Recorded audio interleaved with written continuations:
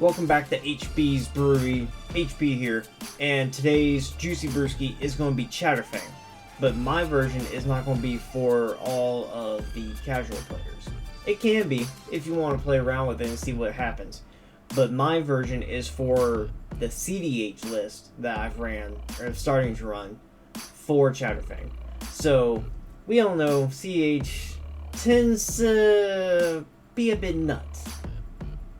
Let's see if we can make it more nuts with these squirrels. So, this video will be not just a deck type video of how I'm running the list, but also act as a primer to show how I'm winning with said list, with all the different combo lines, with the different combo pieces, and how you reach each of those to potentially win. And this deck, every time I have test played it and even ran it in a handful of games, has represented wins and has tried to go for it anywhere between as early, sometimes I've had it once early as turn 2, but more consistently tried for it turn 3 through turn 5 and as late as turn 6. Normally after that you're already dead in the water, so your real prime spot is really turn 3, turn 4, and turn 5. So if you can figure out the lines and get it to that point, you can have a much more consistent basis to try to win the games with this list. So, Chatterfang Squirrel Generals, 2 and a green for a 3/3 legendary Squirrel Warrior. It has Forest Walk, which means it can't be blocked as long as an opponent controls a forest. If one or more tokens would be created under your control, those tokens plus that many squirrels are created instead. So when that ends up working out, let's say you have an effect that makes 2 treasures under your battlefield. You would make those 2 treasures plus 2 squirrels. And it also has an ability at the bottom, which is pay a black, sacrifice X squirrels. Target creature gets plus X, minus X till end of turn. So that works out really well to be any type of removal piece, but it also ends up working out with this deck because that is also one of our other sack outlets for some of our other lines. So stay tuned. So how we end up going for a lot of our lines is actually with Protein Hulk here, who is 5 and 2 green for a 6/6 beast. Whenever it dies, search your library for any number of creature cards with total mana value of 6 or less, put them on the battlefield, then shuffle. So way this ends up working out is we find some way to put this big chunker into play. And then we sacrifice it, kill it, do whatever we need to do to put it back into our yard. So that way when it dies, we go get 6 CMC worth of creatures, which there's only like a few we would actually get in certain lines, to then try to start the loop to win the game.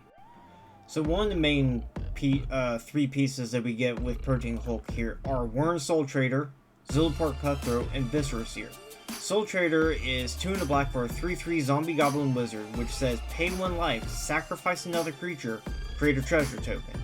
So if we have Chatterfang in play, which presumably we will when we go for this line, every time we pay 1 life to sacrifice a creature, we will make a treasure and a squirrel, so it immediately feeds this loop.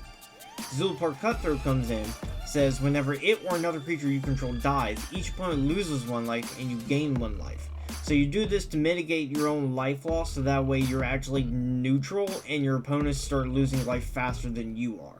With Viscera Seer coming in is just the 1 mana, either it's the backup sacrifice outlet if they deal with a Sword Trader in response to you starting up a loop, or if you don't have any tokens in play, that's what you can immediately sacrifice to start up the loop set again with Warren Soul Trader and Zilliport Cutthroat triggering on going forward. Another 1-drop we easily can get with the Protein Hulk lines on top of that is also Gravecrawler, who is for 1 black, a 2/1 zombie that states you can cast it from your graveyard as long as you have another zombie in play. Warren Soul Trader happens to be a zombie, so every time you go through the loop of sacrificing the Gravecrawler to make a treasure by paying 1 life, you get a treasure and a squirrel, and then you can also, with Zilliport in play, sacrifice the treasure to cast the Gravecrawler again from the graveyard because you control a zombie. You can keep going through that loop over and over again, draining your opponents out while you don't lose any initial life. Now, I would like to mention the reason why I prefer one of the other 1-drops over the Gravecrawler lines is for a couple different reasons. One, the Gravecrawler line can't be used at instant speed. while the other ones can and can continuously go off. So if someone else is trying to win and we can have a way to get our Protean Hulk in play and sacrifice it, or at least sacrifice at an instant speed, we can go for those lines on top of someone else trying to win said game. While the Gravecrawler line, which makes more sense and is technically cleaner for the Soul Trader line, is only good for our turn, and it also uses a stack of us casting spells, so we fall prey to things like Mind Break Trap or other things that can stop it potentially, or find some way to get rid of it. So through this way, it is a lot more devastating, and we can get blown out easier with the Gravecrawler line, even though it is much cleaner. While the other line is not as clean, but is more efficient with the fact that you could also do, since you could do it at instant speed, and you can it's harder to interact with because nothing is really using the stack other than triggers, and there's not as many spells in CDH that stop triggered abilities compared to actual spells on the stack. So that's why I prefer that line over the other, but you'll see further on why I have other lines in play as well. So I'd also like to point out at this point as well, since we're not running blue or white, we don't have as much protection to allow us to go for some of these lines with defenses holding up. And with that being the case, with Emergent Zone being one of the only ways we can do it at instant speed on a land, if we don't have it already in play or have a crop rotation, we can't do it at instant speed aside from Necromancy. But even then, with all that being said, it's a lot easier to just represent more wins than to try to go for a line that's a lot easier but has more chances for opponents to interact at the right times to stop us. And with that being said, there is 9 technical sacrifice or removal pieces that we could use to deal with the Protean Hulk to get it to die. If we're using an animate dead type effect, then there is 2 more on top of that, but that's if we have to that point. So with all those different pieces in mind, it's best to go for the lines that are a lot harder to be interacted with and don't use the stack for spells as much as it does with the triggers. Because the triggers, as I said earlier, are going to be a lot harder for the opponents to interact with compared to just putting spells on the stack. And if we can avoid using the stack for our spells as much as we do our triggers or even replacement effects, then it's going to be a lot harder for our opponents to have the right times to interact with things. Because if they interact with something, we can respond again and continue the loop again. So then it just becomes near impossible without there being 4 or 5 pieces of other opponents' interactions to try to stop us. And if they do that, then they run the risk of the next player winning the game. And that's if we don't try to win the game again on top of that, due to how resilient this deck can be with the correct pieces and how the game interacts with itself. Also, one last other caveat that I realized while I was making this video is we actually have the potential to win on turn 1. Now, it has to be not exactly a perfect 7, but you do need to have a land, Dark Ritual, Entomb, Reanimate, and one of your 1-drops that can sacrifice another creature. So you need 5 of the 7 cards. So you do have to kind of have almost the best 7, but not in total, because as long as you have some way to make a mana, to produce black, to do the Dark Ritual, to then use all 3, you can potentially win on turn 1 if no one has a way to interact. So with that being said, there is potential for turn 1 wins. It's just a lot less likely because you got to have the perfect 5 out of 7 after mulliganing potentially at least 2 times. Because 9 times out of 10 with this deck, you're going to have to mulligan aggressively. So the first 7s may not always be the best. Even the second 7 sometimes it's just like, cool, you have the ability to play Chatterfang on 2, start making a token on 3, but if you don't have the way to start doing anything immediately after that, sometimes you just need to go for a better 6 potentially that can set you up for a better chance to win the game a lot quicker. So just keep that in mind going forward. So as well, we're also on Hoarding Broodlord lines. So Hoarding Broodlord is 5 and 3 black for a 7/6 flyer dragon that has Convoke. So you can tap creatures to also pay for its mana cost to reduce its cost basically. And it says, whenever it enters the battlefield, search your library for a card, exile it face down, then shuffle. For as long as that card remains exiled, you may play it. Spells you cast from exile have Convoke.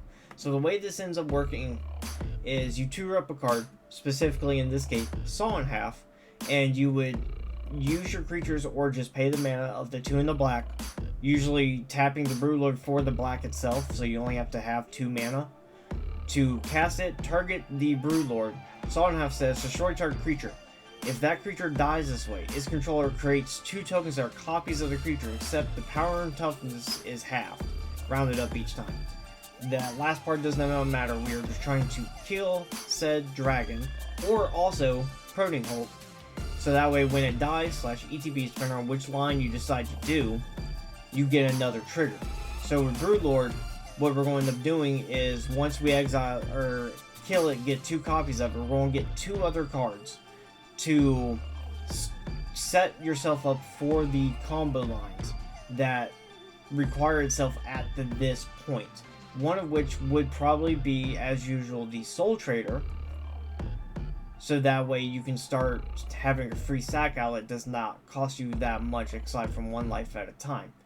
And the other one would be probably one of the other 1-drops that you have already seen, not 1-drops, one of the already 2-drops that you have already seen, or one of the Blood Artist-esque type effects, so that way once we start going through the line, we have it immediately and we don't have to hesitate. So it is also technically another way to win at instant speed, key term. Now, you may be saying, oh, I don't have any of the pieces I need to win the game, I just haven't drawn that well. That's the variance of the deck. So what we've also have in place here is an ability to make infinite mana through Bootlegger Stash and Earthcraft. Because with Bootlegger Stash, lands you control of tapped Creator Treasure token. Chatterfang's in play, that means it also makes a squirrel. And with Earthcraft, we can tap the squirrel that we just created due to the Bootlegger Stash to untap target basic land. And then we can tap basic land again to make a treasure. So then we can effectively make infinite amount of tokens. So we can make infinite mana. And with this, there's 2 other cards that can help us get us to where we need to be, so then we can immediately win the game, thus afterwards, so we can use our mana. So the other pieces we would use if once we have the infinite mana in place is if we have Academy Manufacturer in play, that also makes us infinite amount of foods and clues, which also still makes us more squirrels, so we have even more mana to continue on our loops. With the foods in play, as long as we have Cauldron Familiar either in our hand or in our graveyard, we can sacrifice the food to bring it back in play, sacrifice the treasure to sacrifice the squirrel to kill our cat, and then repeat this process, and just continuously do this over and over again once we have the infinite. And let's say we don't have all the pieces we need to go for one of our lines, where we have one of our Reanimation S type effects in our hand, or a Sacrifice Outlet in our hand that we don't really need at this point due to Chatterfang having created so many squirrels. But we don't have the things we need to bring back with a Reanimation spell, or have the Cauldron Familiar in our hand and it's still in our deck. Snarling Gorehound, which is a 1 mana dog for 1/1 with Menace, that states whenever another creature of power 2 or less enters the battlefield under your control, surveil 1. All of our squirrels are going to be 1/1s. So every time you go through an iteration of said loop, you're going to be surveilling 1 per squirrel. So you're going to be then also churning through your deck to thin it out, essentially, to find the pieces you need to put into the yard to start up another loop. So that way then you can use the following loop to go for wins.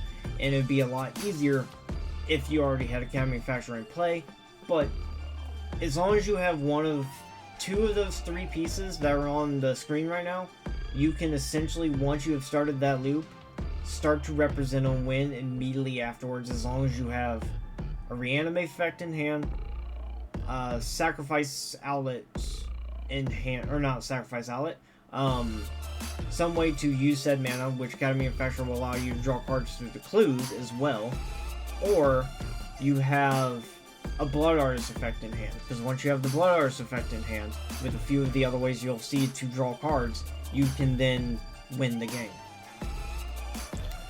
Also, when you're going through these loops, if you have Grinding Station in play, every time you make a treasure when you're going through these iterations, you have an untapped trigger with Grinding Station where you can sacrifice the treasure you just made to mill target player for 3 cards. So then you can effectively mill out all of your opponents just by going through the infinite mana loops as well. So Treasure Vault is an artifact land that normally is an infinite mana outlet for decks like Kinnan and other decks to use their infinite mana. We are actually not even using it for the infinite mana outlet. We're actually using it to create the tokens because we can at instant speed make the treasure tokens, which also makes the squirrels for us. So it can be all of this can be incidental blockers for all of the Tymna decks that are out there running about, or any of the other decks that really don't want you gumming up the boards like Najeela. And when you can have an instant speed way to put out a board state to protect yourself and potentially stop another player from getting value and or winning a game, it becomes a lot easier for you to progress yourself the following turn, because all of this does is takes up a land slot, and that's very minimal when you have abilities to get the lands out from your deck. Noxious Revival is 1 green that you can pay Phyrexian mana, which is either green or 2 life. Instant speed that says put target card from a graveyard top of his owner's library. So we can use this either to protect our own stuff from getting exiled or removed from some way when we're trying to do things, or set it up for us to do it again at instant speed. Or it's also for when someone is going for a line to either brain freeze all their opponents out so we can put something back on top of our deck to then win the game so we don't immediately die. Or when someone's going for a Thassa's Oracle win and at instant speed, once the trigger is resolved and it's on the stack and they've already exiled their library, we can put a card from their graveyard back on top so they have 1 card in their library and more than likely can not win the game right then and there. And for all the same reasons with Noxious Revival, we're also doing the same thing with Endurance, which is 1 and 2 green for a 3/4 flash with reach, and when it enters the battlefield, up to 1 target player puts all their cards from their graveyard on the bottom of their library in a random order. And you can exile a green card from your hand to evoke this, so essentially you could cast this and have it immediately die to just get the enter the battlefield trigger. And then take care of all the stuff. So this protects our own lines, it sets it up so opponents can't immediately win the game as well, and it can also mess with Underworld Breach lines, which can effectively hose win attempts as well, all at instant speed, and it costs us next to nothing. So we are on Bolts the Citadel instead of Necropotence or Ad Nauseam because we have a lot of high costing cards and we're wanting to use our graveyard. Aside from the 1 ring Fecundity and Skull Clamp whenever we're starting to kill a lot of our squirrels or they just happen to die, this will allow us to use our life total to churn through our deck to hopefully get our win when we don't already have it in hand or even on board, so that way we can win out of nowhere. And the bottom text of sacrifice 10 non-land permanents, each opponent loses 10 life, is also going to be relevant for us, because there's going to be times where we may not have anything else to do and we just have 10 squirrels laying around. We can easily sacrifice those 10 squirrels and each opponent will lose 10 life, and any deck that's playing black that runs Ad Nauseam or Peer into the, not so much Peer into the Abyss or Necropotence, their lines are going to be a lot harder when they have lost a quarter of their starting life total, if they haven't already lost any, which is highly unlikely. Culling Ritual is 2 green and a black for a sorcery. Destroy each non-land permanent with mana value 2 or less. Add a green or black for each permanent destroyed this way. So this would effectively take out all the tokens we have created thus far. So if we only had a small amount, that will take them out, but it also affects our opponents as well. And this spell alone, depending on what's in our hand, can effectively give us the mana we need to just win the game right then and there. Because since we're slightly mana intensive, let's say we don't have Protein Hulk is sitting in our hand and we have no way to immediately put it into our yard for a low cost. So we have one of the sacrifice outlets, but it's higher mana value. We need a way to put it in play, cast the other piece, sacrifice it, get the triggers, and go through the things. Overall, at minimum, if we had a 1-drop a sacrifice outlet, that would be still 8 mana. And if this cast for 4, we would need it to have it make twice as much as it started, and upwards of almost 3 times as much as it started for us to effectively win the game immediately afterwards. So as you can see here, I have pulled up on my Monk's Field to Chatterfang list. We're going to scroll all the way down so you don't have to, you can do this on your own time to see the list full of detail and choices to the mulligans. So right here we have Ancient Tomb Grinding, oh wait, nope, it updated itself. So we're looking at Misty Rainforest, Landward Waste, Underground Mortuary, Soul Ring, Dark Writ, Zulaport, and Veil. So with this hand, yes, we do have a turn 1 Chatter, or turn 2 Chatterfang and potential Zulaport on the same turn, but we have nothing else. We're waiting on Veil of Summer to draw us a card randomly to get us anything, and we're several pieces away from winning the game, so that's an easy ship. Let's see what the next hand looks like. 2 lands, the One Ring, and Tomb, Deadly Rock, Utopia, Sprock, Port of Calling. So with this, we are looking at 3 mana, so we can't cast the One Ring. We can put something in the graveyard. We can cast Chatterfang on 2, which sets up the Deadly Rock to be free. We can Court of Calling a 1-drop, but based off this hand, it doesn't get us anywhere without a few more cards to draw. It doesn't initially set us up for anything. The soonest we could even represent a win, and that is if we draw the right cards, is turn 3. But based off of what I'm seeing right here, it's 4, 5, maybe, and it's all situational, so we have a better 6. 2 lands, Grinding Station, 1 ring, Stash, Shaman, and Reliquary, or White of the Reliquary. So we have a fetch land for the Shaman immediately, so we have 3 mana on turn 2. So we can cast Shadowfang on 2. We have White of the Reliquary with no way to make tokens currently. And we only have that 1 impulse of 3 mana, so honestly, we have a better chance of having a good solid 5 compared to this. This is not a good 6. 3 lands, Signet, Talisman, Fecunding Assassin's Trophy. I would immediately keep this, leaving the Fecundity and Assassin's Trophy on bottom. Yes, it doesn't do much for us. It's all the ramp we could almost need for the game, with the fact that we're not casting anything on 2. But since Mortuary Mire is in the deck and we haven't drawn it yet for the opening hand, we can fetch that up turn 1, Surveil 1, set up our next draw after that for the turn 2 Signet, turn 3 Talisman, so on and so forth. And depending on what we draw afterwards, Treasure Vault will allow us to start creating tokens and rebate us on the mana we have spent. So as long as we have something out of an outlet or anything we could use immediately afterwards, Treasure Vault can at least potentially get us there as a combo piece itself. So this is at least a better 5 compared to the other hands. So this would be a keepable hand. Let's see what other hands we have. Since we're keeping this one, let's see what the next potential 7 would be. All of the lands in the world of Viscera Seer, Animate, Dead, Zulaport. So we have all the pieces we need. We have 4 mana. We can cast our commander on 3, sure. I'm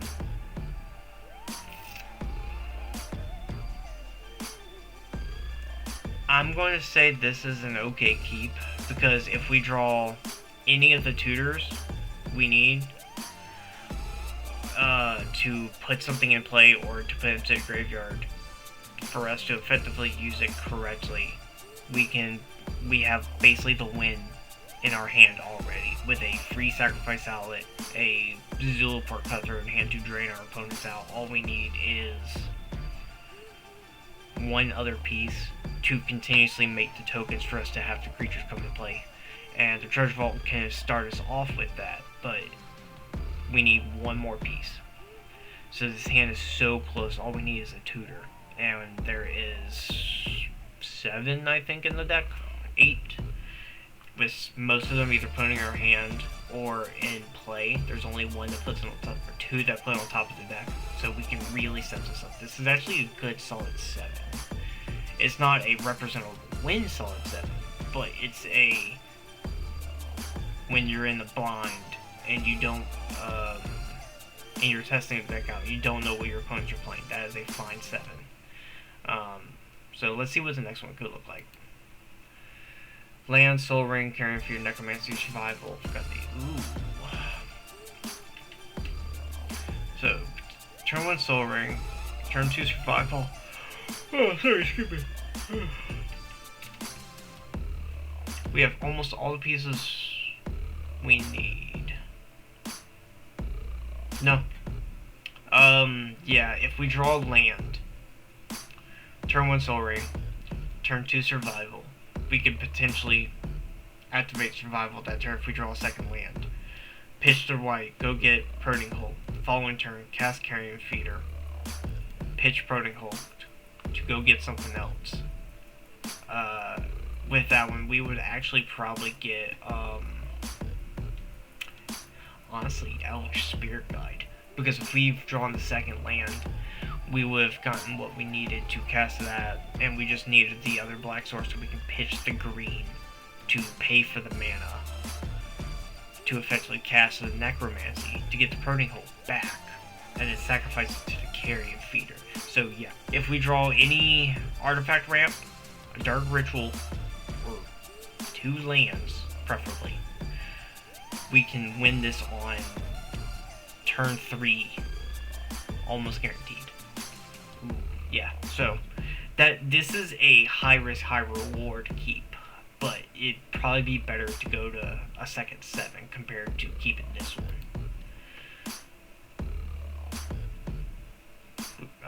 This is a weird split. We have a lot of the pieces we need, but no real payoff of an engine. So with that being said, I'd actually go to 6. Immediately ship this. Wait, 5's better. 3 lands, Clamp, Veil, Crop, Hulk. Ooh. We're keeping this one. We're keeping the 3 lands. I'm thinking Clamp and probably Crop Rotation is what we're keeping. We're pitching the Veil and Prodding Hold to the bottom, because we have so many ways to get Prodding Hold either back to our hand, into play, or into our yard, which is where we want it.